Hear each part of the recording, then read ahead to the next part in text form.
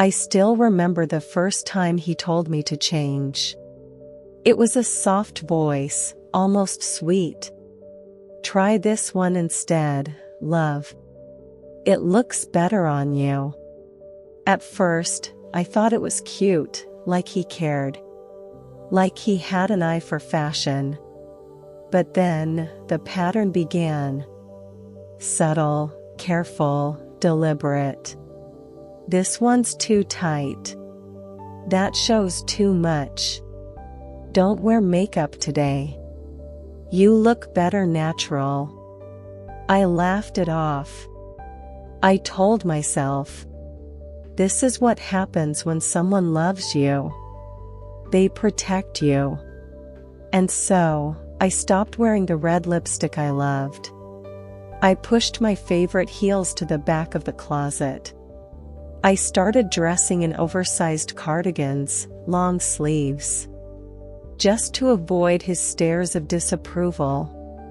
At the time, I called it love. Now I know it was something else. Something colder. He would wait by the door before we left the house, inspecting me like I was a child about to embarrass him. "Cover your shoulders.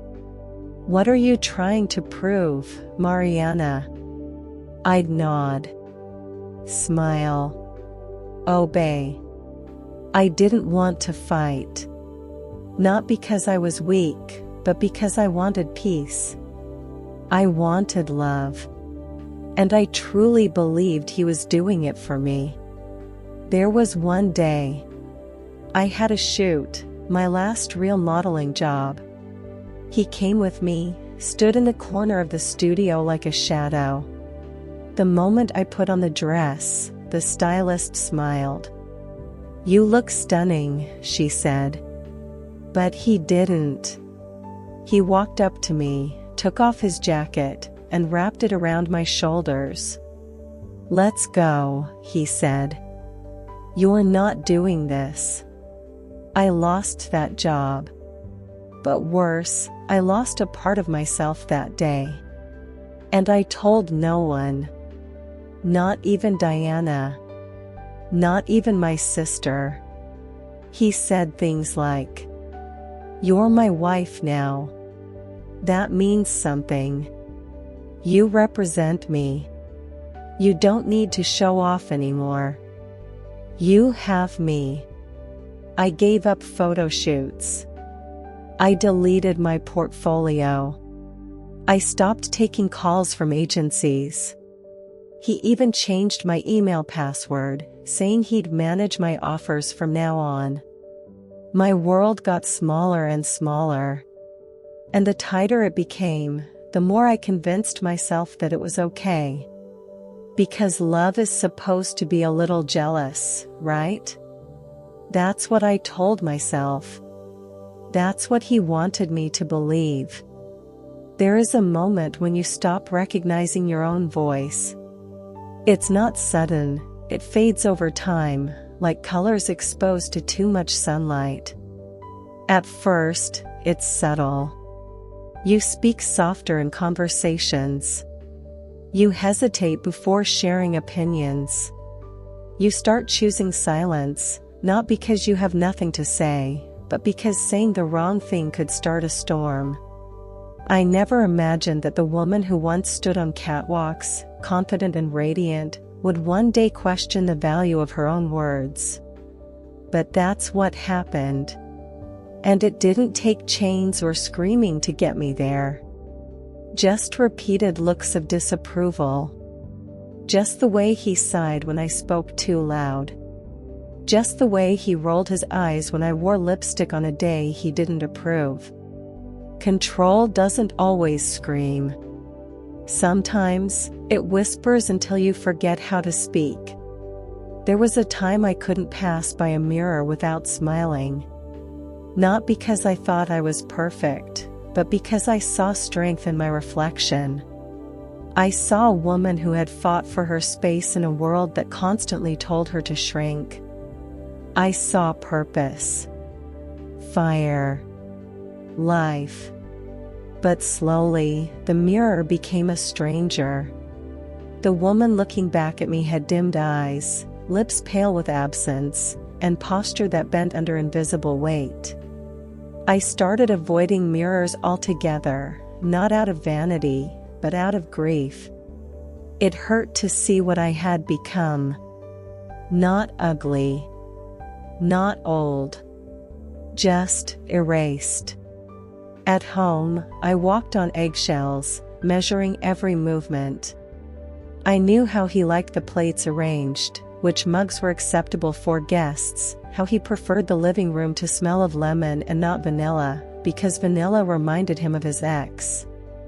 It's strange, the things you learn to fear when love is conditional. I stopped buying the candles I loved. I threw away my favorite mug because he said it was childish.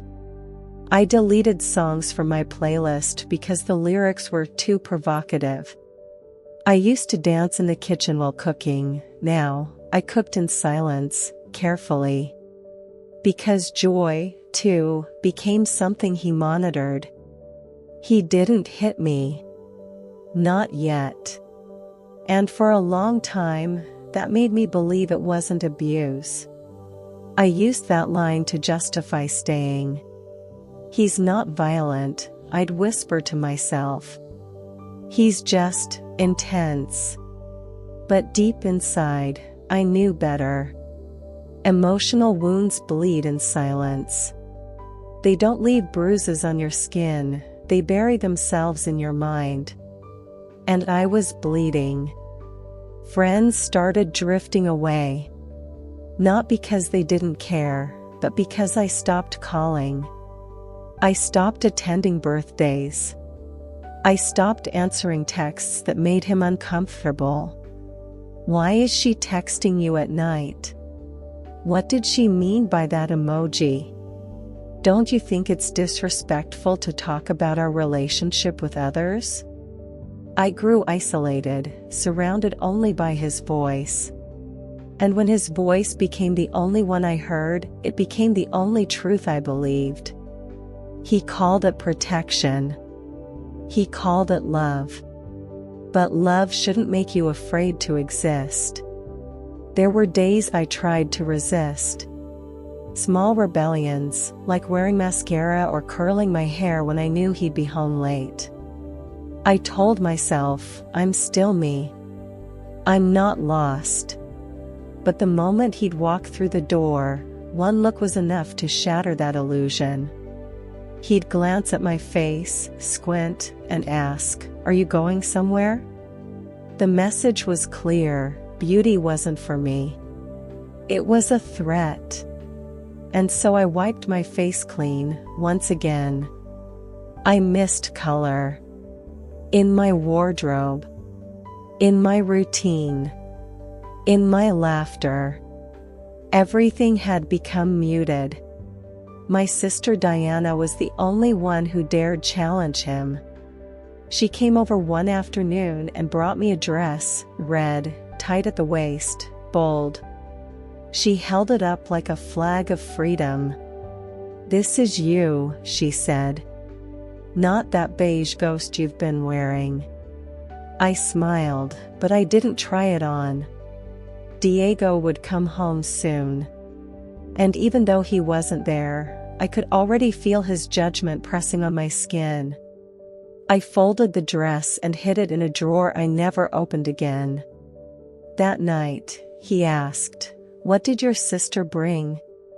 I lied. I told him it was just an old photo album.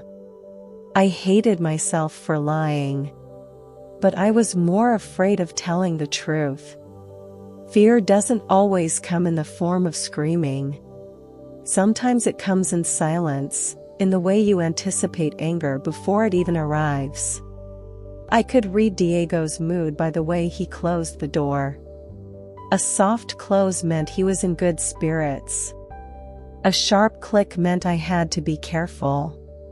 I adjusted myself based on his tone, his breath, his footsteps. My days became calculations. How to speak. How to smile. How to be invisible enough to avoid punishment, but not so invisible that he'd accuse me of ignoring him. It was a dance with no music, exhausting and endless. I started to believe that maybe I had chosen this. That maybe I wasn't strong anymore.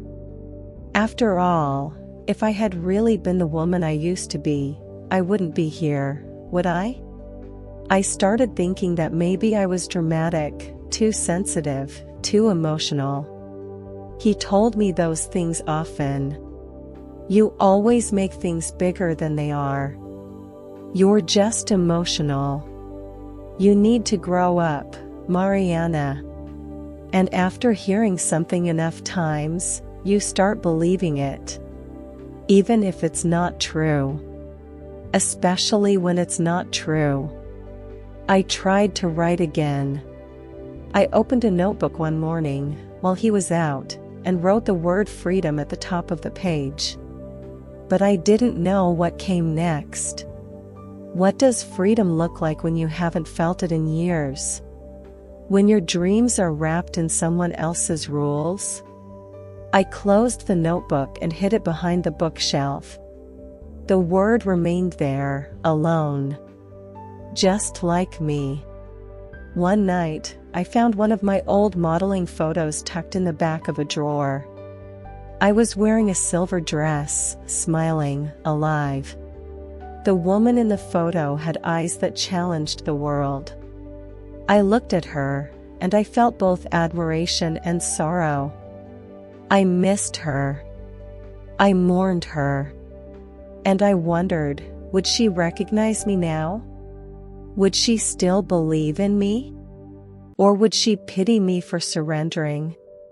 I held the photo close to my chest and whispered, "I'll come back for you." But I didn't know how. I didn't even know where to start. I had become so skilled at pretending that even I believed the performance. Smiling in public.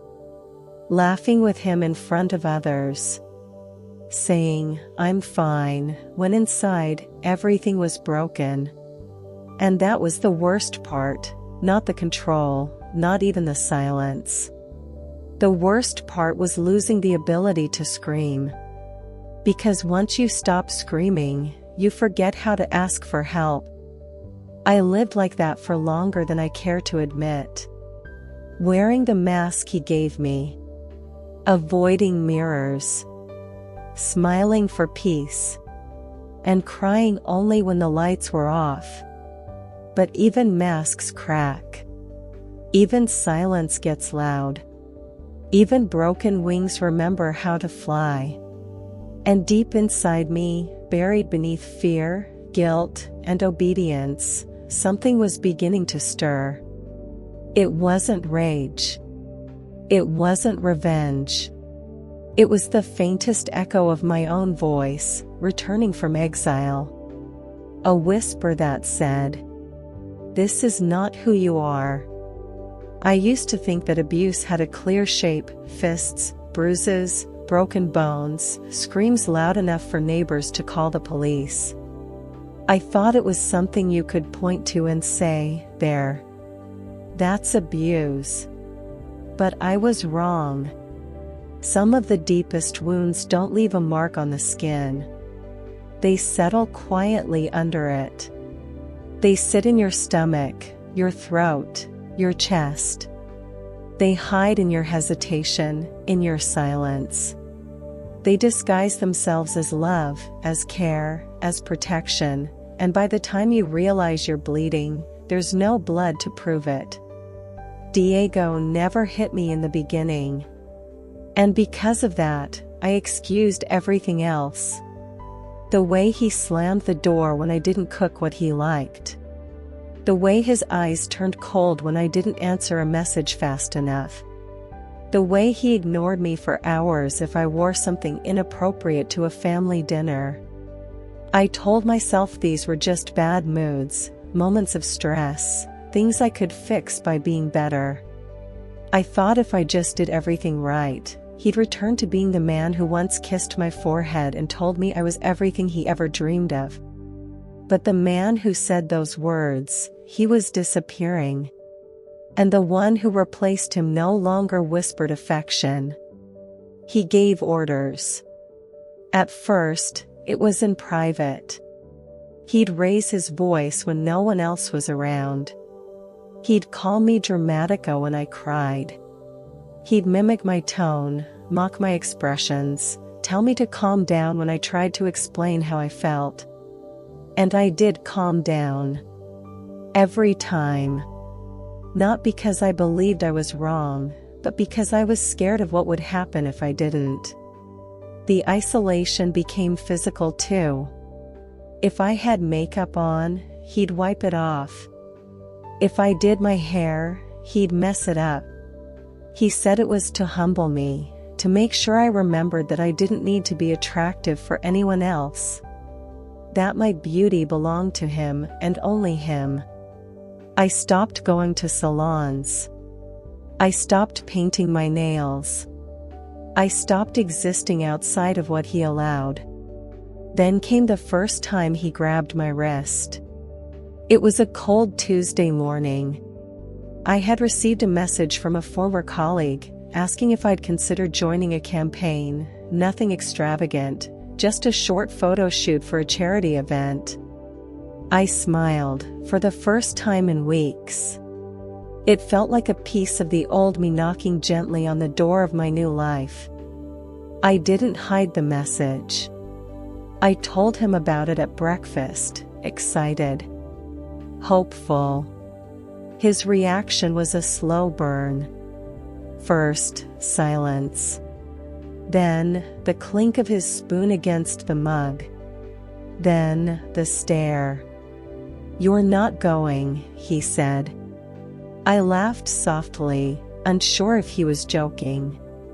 "It's just a small event, Diego. For a good cause. One day, that's all." He stood up, walked over, took my phone and threw it across the room. "You're not a model anymore," he said. "You're my wife." I stood up, heart pounding, reached for the phone, and said, "That doesn't mean I'm not allowed to be myself." That's when he grabbed my wrist. Tight. Firm. Not enough to bruise, but enough to frighten. Enough to make me freeze. "I said you're not going," he whispered, his face inches from mine. I nodded. "Okay." That's all I said. Just, okay. After that, something shifted inside me. I started flinching when he walked too fast toward me. I stopped raising my voice, even when I was hurt. I learned how to predict his moods. How to defuse his anger. How to disappear just enough to survive. And I hated myself for it. Because I wasn't just surviving him. I was betraying myself. I cried in places I never cried before. In the kitchen, pretending to cut onions. In the shower, letting the water hide the sound. In bed, curled up on the edge, while he snored peacefully beside me, as if I were nothing more than an accessory, silent, obedient, forgotten. I had nightmares too.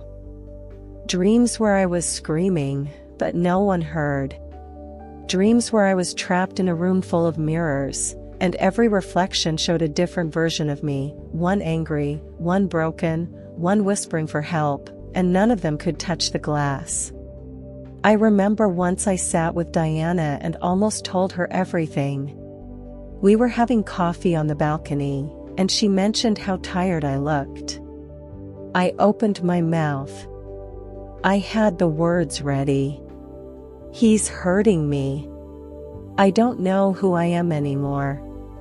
I need help." But instead, I smiled. I said, "Just busy. You know how it is." And I hated myself for the lie. Because even when she saw me, I made myself invisible. Sometimes, I'd pass by the mirror and pretend to talk to the woman inside it. I'd whisper apologies to her, promises. Just a little longer. He'll change. You'll be okay. But the reflection never answered. She just stared back with hollow eyes, waiting. Always waiting. And then came the night I truly broke. It was after a family dinner. I had worn a long dress, no makeup, flat shoes, everything he demanded. But someone, an older relative, still complimented me. Told me I looked radiant. That I reminded him of the young girl he'd seen in a magazine once. Diego heard it. Said nothing in the moment. But as soon as we got home, he snapped. He accused me of trying to seduce his family. Called me names. Said I was asking for attention. I tried to defend myself. I begged him to stop, and then he grabbed me by the arm and pushed me against the wall. It wasn't a slap. It wasn't a punch. But it was violence. It was enough. I slid to the floor, shaking. Not because it hurt, but because I had finally crossed the threshold I had pretended didn't exist. It wasn't just emotional anymore. It wasn't just fear. He stood there, breathing heavily, and said, "You made me do that. Don't ever disrespect me like that again." And then he left. Like nothing had happened. I stayed on the floor. Cold. Silent. And I cried. Not because I was broken. But because I realized how much of me was already gone. That night, I looked at myself in the mirror. Really looked. My arm was red. My eyes swollen. But that wasn't the worst part. The worst part was that I couldn't even remember what it felt like to be free. I touched the glass. Whispered to my reflection, "Are you still there?" And I felt something. A flicker. A faint heartbeat beneath the numbness. She was still there. Buried. Beaten down. But not dead. Not yet. Sometimes, it takes someone else's eyes to see what you can't. Sometimes, the truth sits right in front of you, but your heart, so desperate for love, keeps looking away. That someone, for me, was my sister. Diana. She was always louder than me. Fierce. Direct. A woman who didn't bend for anyone. Growing up, I used to admire how she spoke her mind and laughed without apology. I used to think I had that same fire, but somewhere along the way, I let mine burn out. And Diana? She noticed. It started with her questions. At first, gentle. Then sharper. Why don't you come out anymore? Why did you quit modeling? Why do you always look so tired? I'd laugh.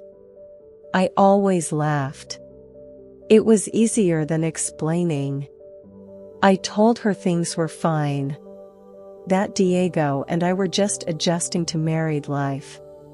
That I was happy, just a little overwhelmed. I had 1,000 excuses. All lies. But Diana wasn't blind. She started showing up unannounced. Watching how I moved. How I paused before speaking. How I kept glancing at the clock when Diego was due to arrive. She noticed how I flinched when my phone buzzed. And one day, she said something I wasn't ready to hear. "You're afraid of him, Mariana." I felt the words like a slap, not because they were cruel, but because they were true. I denied it, of course. I got defensive. I told her she didn't understand what it meant to be married. I called her dramatic, jealous. I said Diego was simply protective, that he loved me in his own way. She looked at me with tears in her eyes and said, "Loving someone shouldn't feel like living in a cage." But I wasn't ready. Not yet. So I told her to leave. I raised my voice, something I hadn't done in a long time, and I pushed her away. I told her she was poisoning my marriage, that she didn't know what she was talking about. And when she walked out the door, I cried harder than I had in months. Not because I was angry, but because a part of me knew she was right.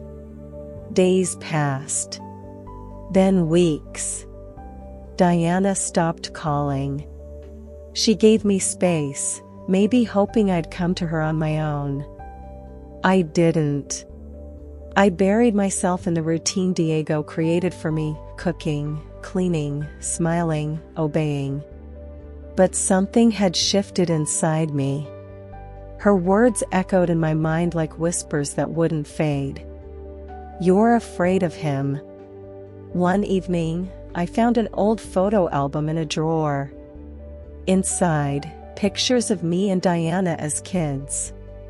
Laughing at the beach. Dancing in the living room. Dressed up like superstars, pretending to be on magazine covers. Back then, we dreamed of conquering the world together. And here I was, conquered by a man who clipped my wings and called it love.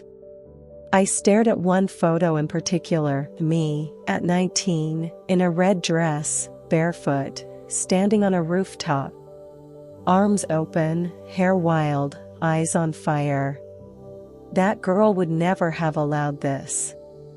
That girl would have fought back. And maybe Diana could help me find her again. So I called her. For the first time in weeks. I didn't know what I was going to say. But I needed her voice. Her fire. Her truth. She didn't pick up. Not once. Not twice. Not even after 10 tries. And that's when the worry began to set in. Because Diana always answered. She was the kind of person who picked up even if she was angry. She never let silence win. I tried again the next day. Still nothing. I messaged her. No reply. Checked her social media, no updates.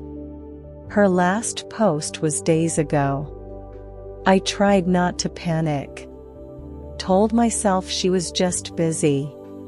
That maybe she needed time away from me. That maybe she had truly given up on trying to save someone who refused to be saved. But something didn't feel right. Then Diego came home.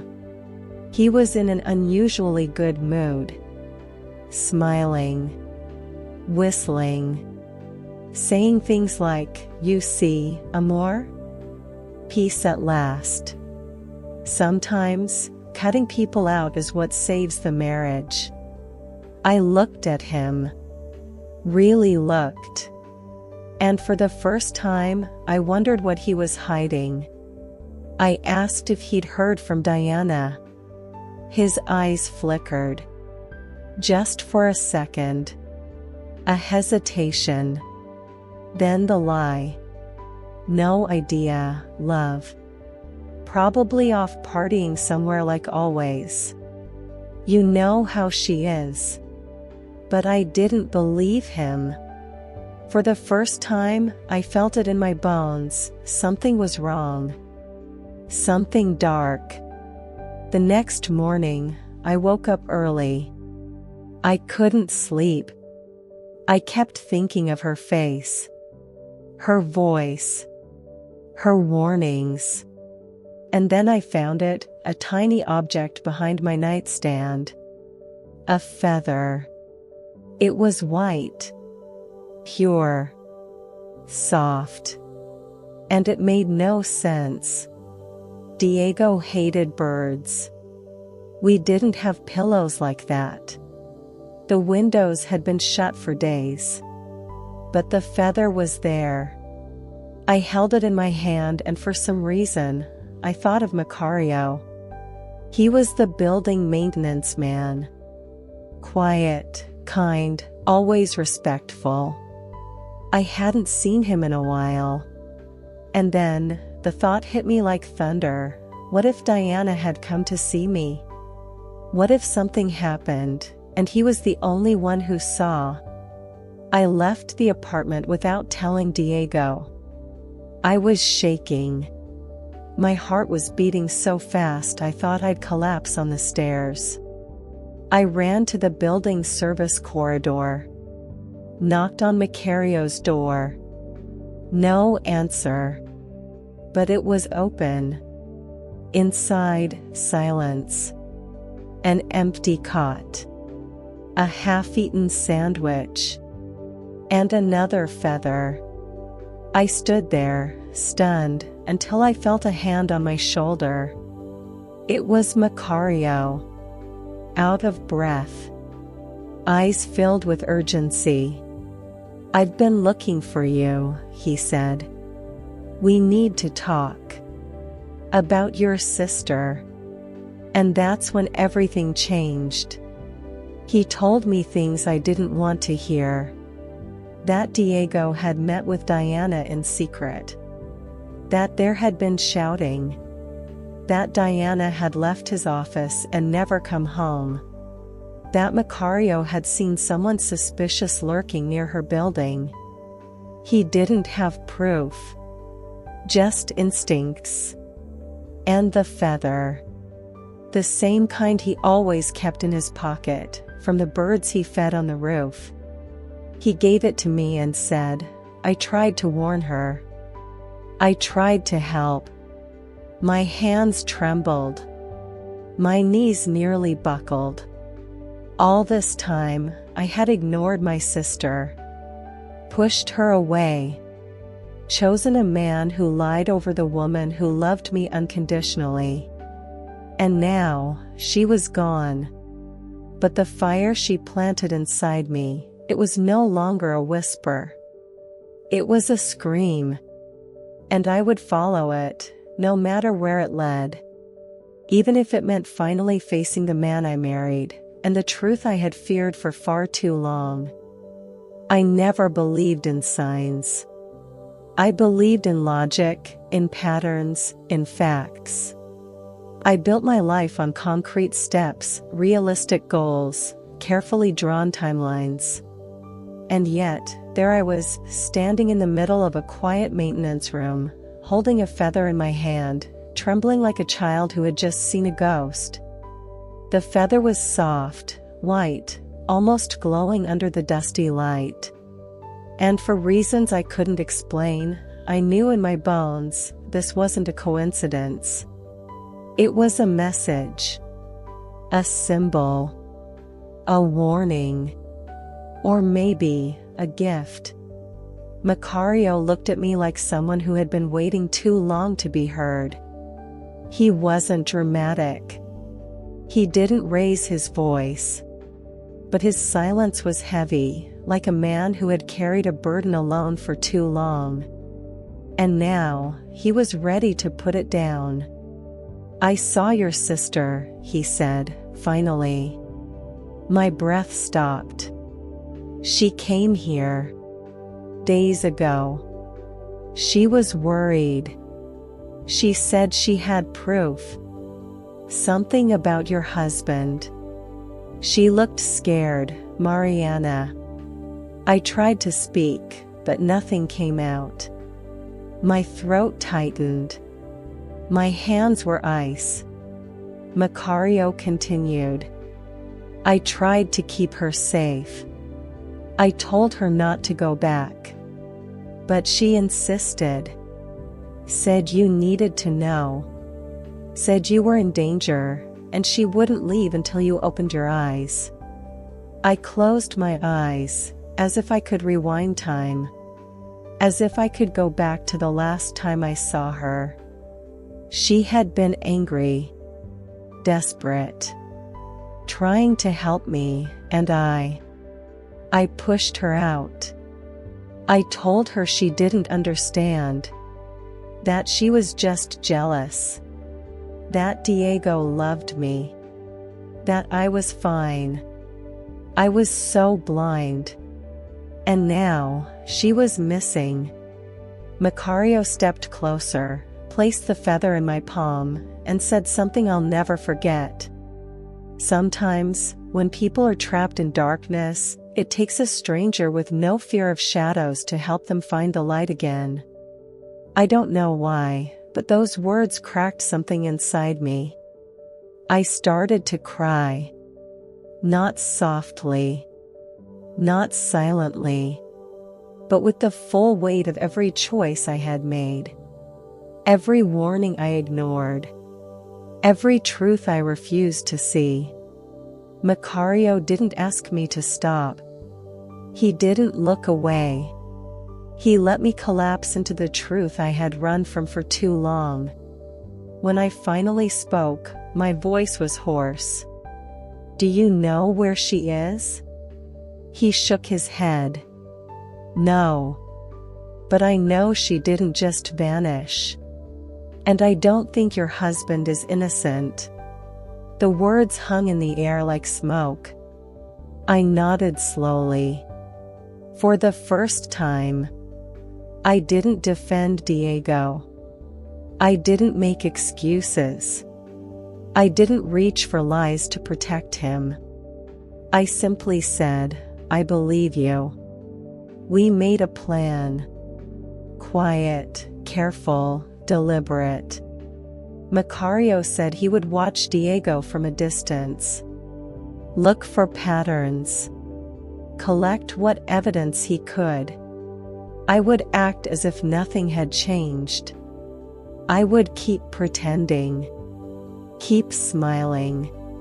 Keep dressing the way he liked, cooking what he demanded, responding the way he expected, all while secretly preparing for the moment I could finally expose him. And until then, I would carry the feather. A reminder. Of Diana. Of Macario. Of the part of me that was finally waking up. That night, I returned home before Diego did. I wiped my face, covered the red in my eyes with cold water, and practiced my smile in the mirror like it was a costume. He came home humming, kissed me on the cheek, and asked what was for dinner. I served him like always. Watched him like never before. Every movement. Every word. Every glance at his phone. He didn't notice anything different. Because I had become an expert in pretending. But now, the mask was no longer for him. It was for me. It was protection. Camouflage. In the days that followed, Macario stayed close. He called using codes. Never said Diego's name. He said things like, "The storm is approaching," or "The eagle left early this morning." I didn't ask what it meant. I trusted him. And that trust was the only thing keeping me sane. Then, one evening, Macario called. I followed him, he said. He met with a woman. Young. Blonde. Model type. Not his wife. My stomach dropped. I wanted to scream, but I couldn't. Of course, there had always been signs, the nights he came home late, the way he locked his phone, the scent of perfume that wasn't mine. But I had blamed myself. Told myself I was too jealous. too paranoid, that he would never cheat, that he was just tired, distracted, pressured. But Macario had no reason to lie. And now, I knew. Diego had betrayed me, not just with his control, but with his desire. She's one of the models from his agency, Macario added. Tanya. Young. New. Vulnerable. The type he likes. I felt a wave of sickness rise in my throat. He had destroyed me, erased me, shamed me, all while building a new woman to take my place. That night, I didn't sleep. I laid in bed beside him, staring at the ceiling, wondering how many more lies he had told. And I thought of Diana.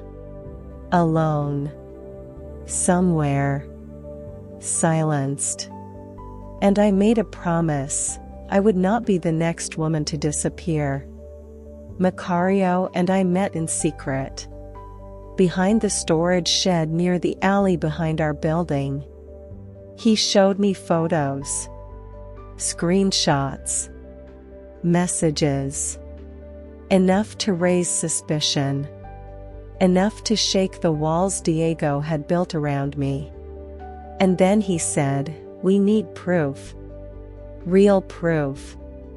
Of everything." That's when the idea came to him. To place a recording device in Diego's office. To let me see, or hear, with my own ears. I was terrified.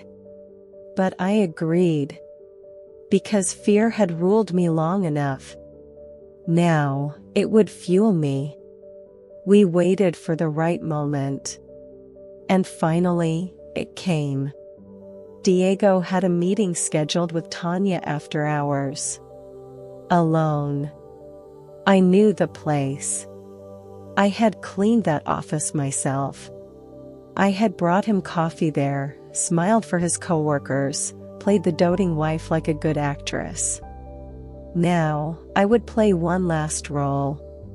I entered the office before he arrived.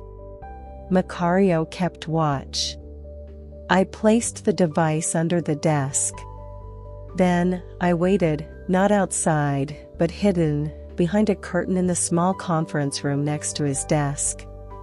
I heard everything. Every word. Every flirtation. Every confession. He said he didn't love me. That I was just the past. That he had done what he had to do to keep me quiet. He said Diana got what she deserved for meddling. He said Tanya was his real future. That soon, everything would fall into place. That I wouldn't be a problem anymore. I shook. My body trembled. But I stayed quiet. Because the truth needed to speak louder than my rage. And then, I stepped out from behind the curtain. I stepped out from behind the curtain, and for a moment, time stopped. His voice froze mid-sentence. His smirk vanished. The room felt colder.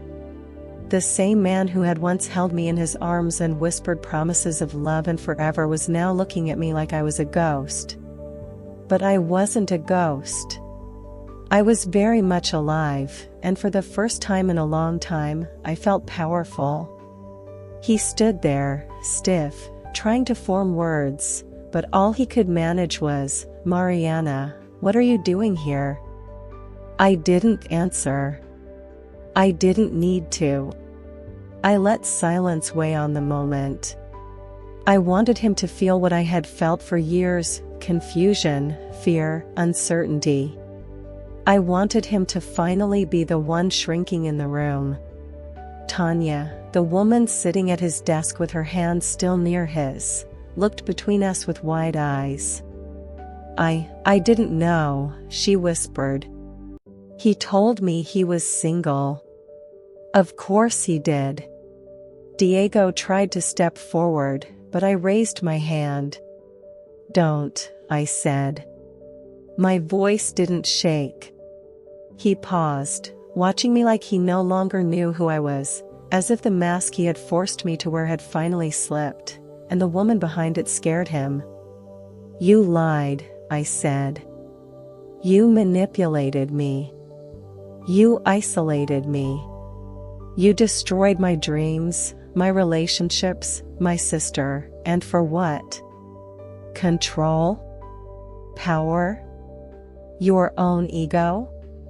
Still, he said nothing. And so I continued. "You said Diana was jealous. That she wanted to ruin our marriage. That she tried to kiss you. All lies. You wanted me to believe she was the enemy so I wouldn't listen to the only person who truly loved me. You erased every warning she gave me, and when that wasn't enough, you made her disappear." His eyes shifted, but his mouth stayed still. He was calculating. Always calculating. "I know what you did," I said. "And now I have proof." I reached into my bag and pulled out the small recorder. I didn't press play. I didn't need to. The look in his eyes told me he knew what was on it. His confidence cracked. He laughed, short, nervous, cruel. "You're being dramatic," he said. "You always were. This isn't what you think." But I didn't flinch. "No, Diego. This is exactly what I think. And this time, it's your word against mine, and a recording." He tried to take a step closer. "You're my wife," he said, like a plea.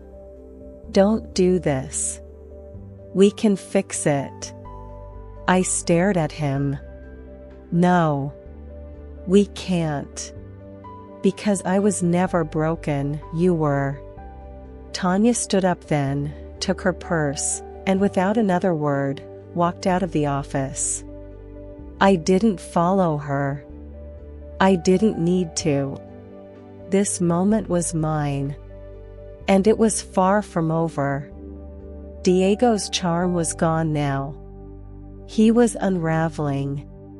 "You can't prove anything," he spat. "You're just bitter. No one will believe you. I've built everything we have. I made you." And with those words, I saw it clearly. He never loved me. He loved owning me. But love doesn't put you in a cage. Love doesn't burn your wings just so you won't fly. Real love lifts. Real love honors. Real love protects, not from the world, but from pain, from loneliness, from exactly what he had become. I turned to leave. "Where are you going?" he shouted. "To the police," I said. "And then to find my sister." The door slammed behind me. It didn't scare me this time. Nothing about him did anymore. Macario was waiting outside, just like he promised. When he saw me, he nodded. We didn't need to speak. The look on my face said everything. The war was over. The truth had begun. We went straight to the police station. I handed over the recording. Gave them the messages. The names. The patterns. Every controlling text. Every proof of isolation. I told them about Diana, about what Macario saw.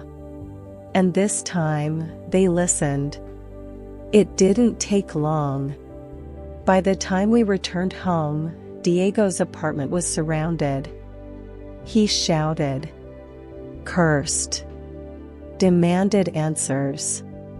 But for the first time, the law didn't see a businessman, a charming agency owner, a loving husband. They saw a predator, a manipulator, a suspect. As they handcuffed him, he turned to me. "Mariana, please." But I didn't look away. I stared into his eyes the way I used to stare into my own reflection, searching for something that wasn't there. I whispered, "I'm done being afraid." And I was.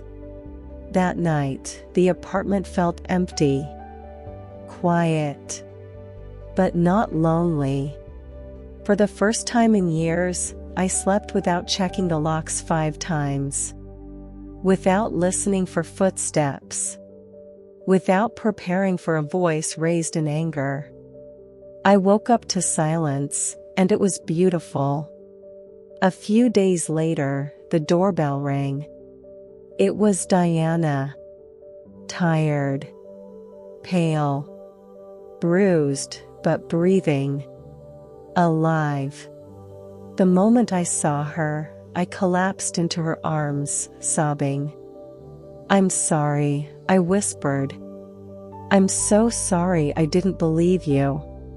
She held me tight and said, "You're here. That's all that matters." We sat for hours. She told me everything, the threats, the fear, the way she was followed, and how she managed to escape. How she trusted Macario, even when no one else would. How she refused to give up on me, even when I had already given up on myself. I told her about the feather. She smiled. "You remember what Grandma used to say?" she asked. "That angels walk among us in human form? That sometimes, when we're in our darkest moment, they show up quietly and disappear when their mission is complete." I nodded. "Well," she said, holding the feather between her fingers, "I think Macario was one of them. And I believe that too. Because just when I thought no one could save me, a stranger did. And in doing so, he reminded me of who I truly was. Not Diego's wife. Not his victim. But Mariana. A woman reborn. I always thought that when justice came, it would be loud. Explosive. A victory with trumpets and cheers, where everything that had been broken would be magically restored. But that's not how healing works. That's not how freedom begins. It starts in silence, in the first quiet breath after the chaos has ended. And it grows slowly, like morning light touching a room that's been dark for far too long. After Diego was arrested, the world didn't change overnight. But something inside me did. I began to breathe again. Not cautiously. Not fearfully. But fully. Deeply. With the knowledge that I was no longer living under someone else's shadow. Diana stayed with me.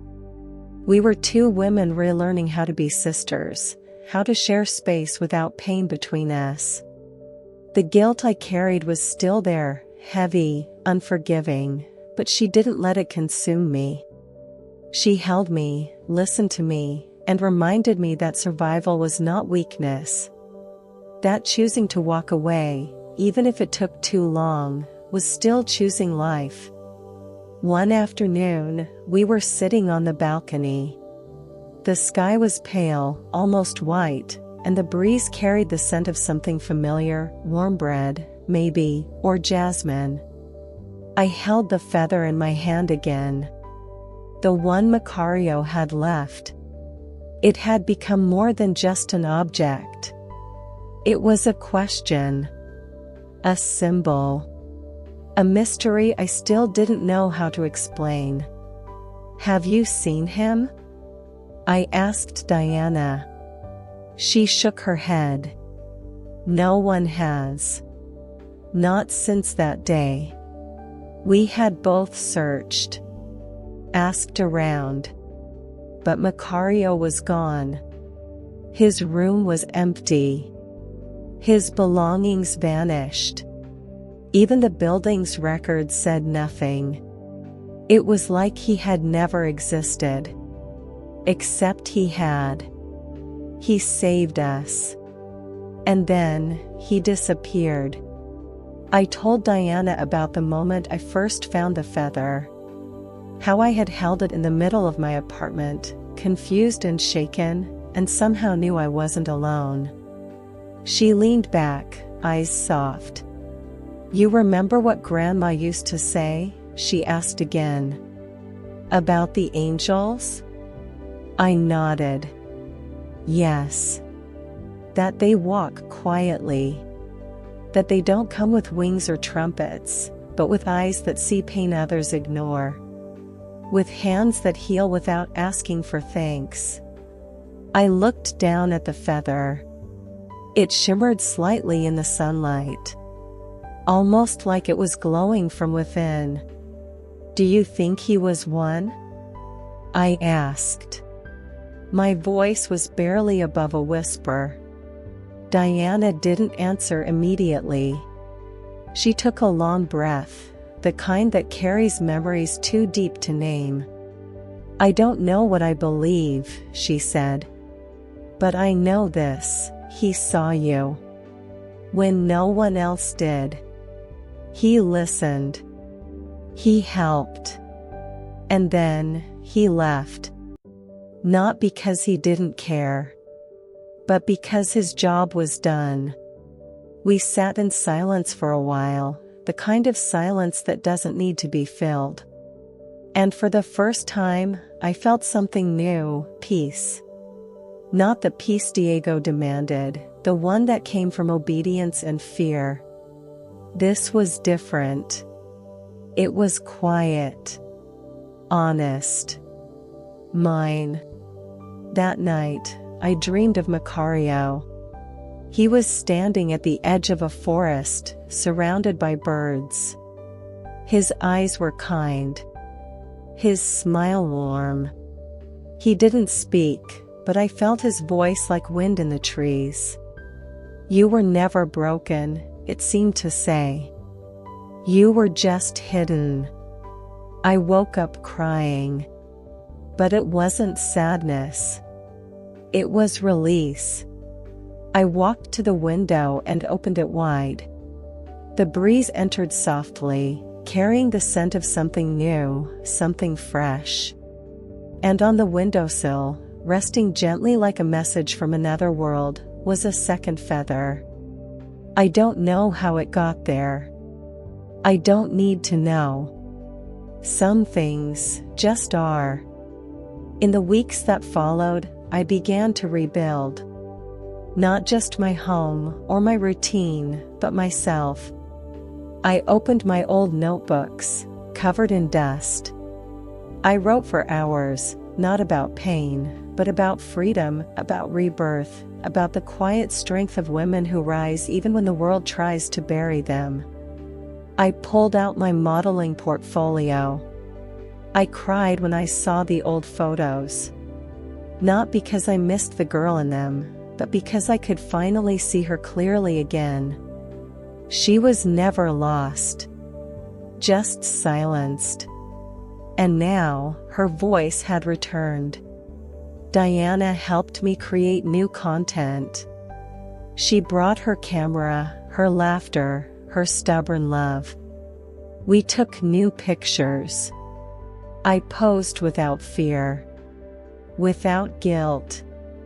I wore what I wanted, red, tight, radiant. And for the first time, I wasn't dressing for permission. I was dressing for joy. One afternoon, as we reviewed the photos, she said, "You know, there's a light in your eyes that wasn't there before." I smiled.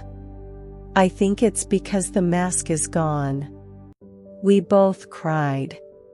Not because we were weak, but because we had survived together. One evening, I found myself back on the rooftop of our building.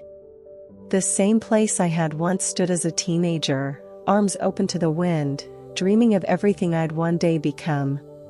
I stood there again, barefoot, my hair dancing in the breeze, a red scarf wrapped around my shoulders like wings.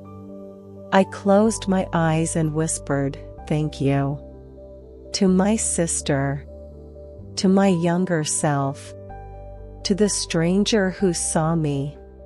To the angel in the shadows who never asked for recognition.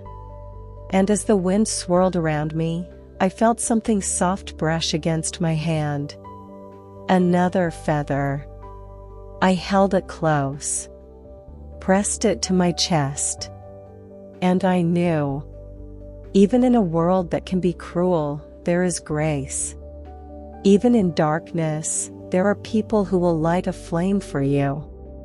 Even in silence, there is hope. Because angels are not made of clouds and halos.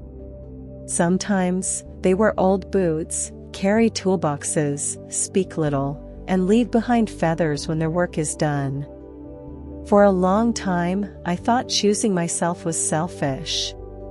I thought it meant turning my back on love, on commitment, on everything I had worked so hard to build. But now, I know the truth. Choosing yourself is the most sacred act of survival. It's not selfish. It's necessary. Because if you don't choose yourself, someone else will choose who you're allowed to be. And I let that happen for far too long. I used to believe that love meant sacrifice.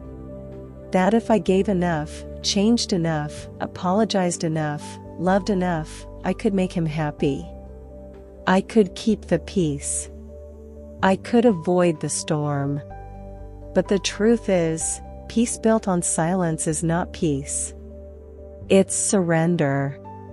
And no woman should ever have to surrender her voice just to be loved. I spent years hiding behind "I'm fine." Years telling myself that the cold glances, the cruel comments, the quiet punishments were just part of marriage. That everyone had struggles. That he was just stressed. That I was too sensitive. That maybe it was my fault. And all that time, I was vanishing. One layer at a time. My makeup. My dresses. My dreams. My laughter. My voice. Gone. Until all that was left was a version of me he had sculpted, a version that obeyed, that smiled on cue, that feared confrontation more than she feared losing herself. But I'm not that woman anymore.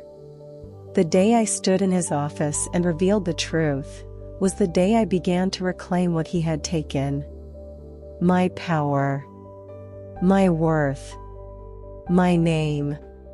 And it wasn't easy. Healing never is. You don't wake up one day and feel whole. You don't erase the memories or silence the echoes of manipulation with a single act of courage. No. Healing is slow. It's sitting with your pain instead of running from it. It's looking in the mirror and choosing, again and again, to believe that you are not broken. You are becoming. I'm still becoming. But this time, I'm doing it on my own terms. I've returned to the world I once left behind, not because I want to prove anything, but because modeling was never just about beauty for me. It was about expression, confidence, owning space in a world that often asks women to shrink. Now, when I walk into a studio, I carry every scar with pride. Not hidden, honored. Because my story isn't one of shame. It's one of survival. And for every woman who has felt erased, unheard, controlled, isolated, this is for you. You are not crazy. You are not dramatic. You are not too much. You are not ungrateful. You are not weak. You are human. You are strong. And you deserve a life that celebrates your light, not one that dims it. Diana and I are closer than ever now. We talk about everything. We laugh without looking over our shoulders. We cry when we need to. We fight sometimes, but never in fear. She calls me Phoenix now. The Phoenix. Because I burned, but I rose. And you know what? I like that name. I look at the feathers I've collected, the one Macario gave me, the one I found on the windowsill, the one that appeared on the rooftop, and I don't try to explain them anymore. Some truths aren't meant to be dissected. They're meant to be felt. And I feel it every day that I was protected, watched over, saved. Not by magic, but by courage. Mine. My sister's. A stranger's. Macario is gone. No one's seen him since. But I still feel him, sometimes. In the breeze. In the bird song. In the quiet sense of safety that now lives in my chest. Maybe he was just a man. Maybe he was something more. All I know is, he showed up when I needed him most. And then he disappeared, like all angels do when their work is done. Now, I try to be that light for others. I speak out. I share my story. I volunteer with women who are rebuilding. I remind them over and over that they are not alone. That there is no shame in starting over. That freedom is always worth fighting for. And most of all, that love is not supposed to hurt. It's not supposed to silence. It's not supposed to shrink you. It's not supposed to control how you dress, where you go, or who you talk to. Real love sees you, holds you, and lets you fly. To every woman listening, if someone says they love you, but only on their terms, if they call you beautiful, then ask you to cover up, if they say you're special, but isolate you from those who care, if they twist your words, your truth, your instincts, if they make you feel small, even when you're doing everything right, that's not love. That's control. That's manipulation. That's a slow erasure of your soul. Please, don't wait as long as I did to wake up. Don't wait for bruises to appear to believe your pain is real. Don't wait for someone else to save you. Be your own rescue. Start whispering no where you used to say yes. Start choosing red dresses again. Start looking in the mirror and searching for the fire. It's still there. And when you find it, protect it with everything you have. Because your light, it was never meant to be dimmed. You are not someone's possession. You are not someone's silence. You are not what they said about you when no one was listening. You are your own. Fully. Beautifully. Unapologetically. And as for me, I choose myself again. And again. And again. Until every part of me that was once lost is home.